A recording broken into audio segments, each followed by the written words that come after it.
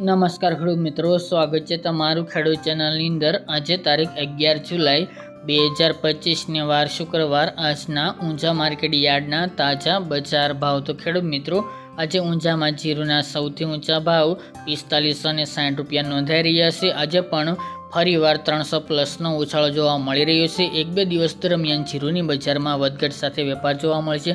ફરી જીરુમાં 2 દિવસ બાદ ઘટાડો નોંધાશે। તો ચાલો ખેડૂત મિત્રો, આપણે જાણી લઈએ કે આજે રાયડો, જીરુ અને અજમાના ભાવ શું ચાલી રહ્યા હતા।